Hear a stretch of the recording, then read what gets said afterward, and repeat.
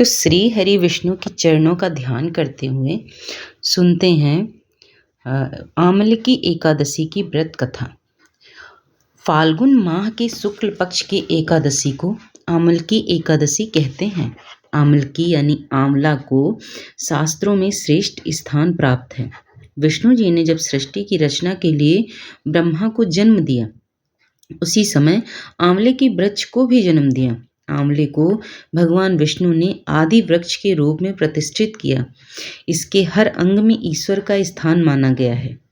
आमलकी एकादशी व्रत के पहले दिन व्रती को दशमी की रात्रि में एकादशी व्रत के साथ भगवान विष्णु का ध्यान करते हुए सोना चाहिए तथा आमलकी एकादशी के दिन सुबह स्नान करके भगवान विष्णु की प्रतिमा के समक्ष हाथ में तिल, कुश मुद्रा और जल लेकर संकल्प करें कि मैं भगवान विष्णु की प्रसन्नता एवं मोक्ष की कामना से आमलकी एकादशी का व्रत रखता हूँ। मेरा यह व्रत सफलतापूर्वक पूरा हो सके, इसके लिए श्री हरि मुझे अपनी शरण में रखें। तत्पश्चात भगवान की पूजा की सामग्री लेकर आंवले की वृक्ष की पूजा करें। सबसे पहले वृक्ष के चारों ओर भूमि को साफ करें और उसे गाय की गोबर से पवित्र करें। पेड़ की जड़ में एक वेदी बनाकर उस पर कलश स्थापित करें। इस कलश में देवताओं, तीर्थों एवं सागरों को आमंत्रित करें। कलश में सुगंधित और पंचरत्न रखें। उसके ऊपर पंचपल्लव रखें, फिर दीप जलाकर रखें। कलश पर श्रीखंड चंदन का लेप करें और वस्त्र पहनाएं। अंत में कलश के ऊपर श्री विष्णु के छठे अवतार परशुराम जी की स्वर्ण मूर्ति स्थापित करें और विधिवत रूप से परशुराम जी की पूजा करें। रात्रि में भगवत कथा व भजन कीर्तन करते हुए प्रभु का स्मरण करें।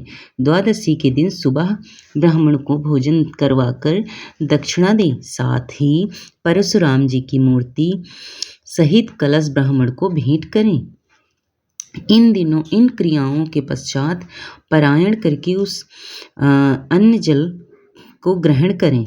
भगवान विष्णु ने कहा कि जो प्राणी स्वर्ग और मोक्ष की प्राप्ति की कामना रखते हैं, उनके लिए फाल्गुन शुक्ल पक्ष में जो पुष्प नक्षत्र में एकादशी आती है, उस एकादशी का व्रत अत्यंत श्रेष्ठ है। इस एकादशी को आमलकी एकादशी के नाम से जाना जाता है। और अब सुनते हैं आमलकी एकादशी व्रत की कथा।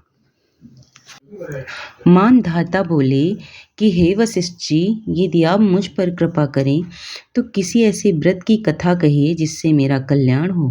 महर्षि वशिष्ठ बोले कि हे राजन, सब व्रतों में उत्तम और अंत में मोक्ष को देने वाले आमलकी एकादशी के व्रत का मैं वर्णन करता हूँ। यह एकादशी फाल्गुन माह के शुक्ल पक्ष में होती है। इस व्रत के करने से समस्त पाप नष्ट हो जाते हैं। इस व्रत का फल 1000 गोदान के फल के बराबर होता है। अब मैं आपसे एक पौराणिक कथा कहता हूँ, आप ध्यान पूर्वक सुनिए।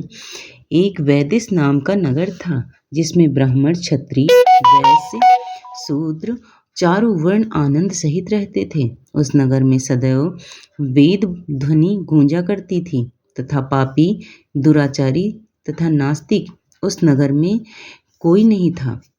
उस नगर में चैत्रथ नाम का एक चंद्रवंशी राजा राज्य करता था। वह अत्यंत विद्वान तथा धर्मी था। उस नगर में कोई भी व्यक्ति दरिद्र व कंजूस नहीं था। सभी नगरवासी भगवान विष्णु के भक्त थे और आबाल वृद्ध स्त्री पुरुष एकादशी का व्रत किया करते थे।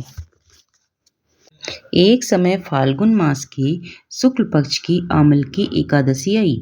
उस दिन राजा तथा बाल वृद्ध सब ने हर्षपूर्वक व्रत किया।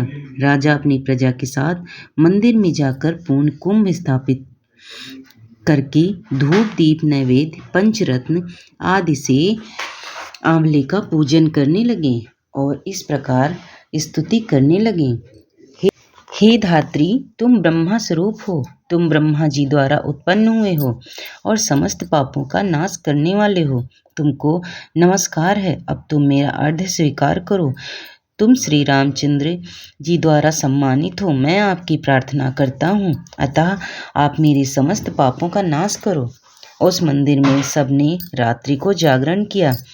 रात के समय वहां एक बहेलिया आया जो अत्यंत पापी और दुराचारी था। वह अपनी कुटुंब का पालन जीव हत्या करके करता था। भूख और प्यास से अत्यंत व्याकुल वह बहेलिया इस जागरण को देखने के लिए मंदिर में एक कोने में बैठ गया और विष्णु भगवान तथा एकादशी महात्म की कथा सुनने लगा। इस प्रकार अन्य मनुष्यों की भांति उसने भी सारी रात जागकर बिता दी। प्रातःकाल होते ही सब लोग अपने घर चले गए तो बहेलिया भी अपने घर चला गया। घर जाकर उसने भोजन किया।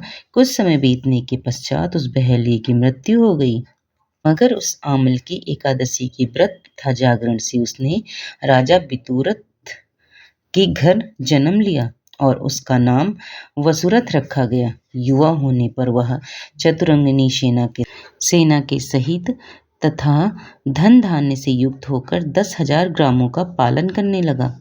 वह तेज से सूर्य के समान, कांति में चंद्रमा के समान, वीरता में भगवान विष्णु के समान और क्षमा में पृथ्वी के समान था। वह अत्यंत धार्मिक, सत्यवादी, कर्मवीर और विष्णु भक्त था।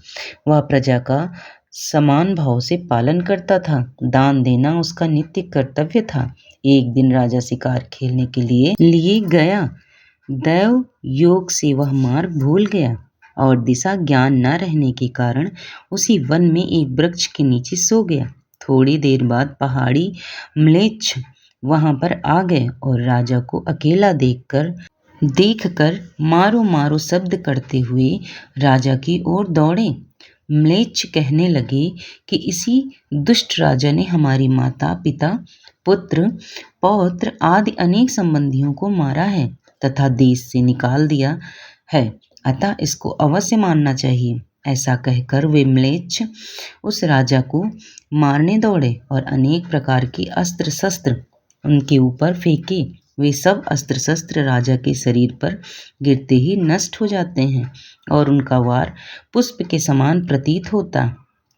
अब उन म्लेच्छ के अस्त्र शस्त्र उल्टा उन्हीं पर प्रहार करने लगे, जिससे वे मूर्छित होकर गिरने लगे। उसी समय राजा के शरीर से एक दिव्य स्त्री उत्पन्न हुई। वह स्त्री अत्यंत सुंदर होते हुए भी उसकी भ्रुकुटी टेढ़ी थी। उसकी आंखों से लाल लाल अग्नि निकल रही थी, जिससे वह दूसरे काल के समान प्रतीत होती थी। वह स्त्री म्लेच्छों को मारने दौड़ी और दौड़ी ही देर में उसने सब म्लेच्छों को काल के गाल में पहुंचा दिया। जब राजा सोकर उठा तो उसने म्लेच्छों को मरा हुआ देखकर कहा कि इन शत्रुओं को किसने मारा है?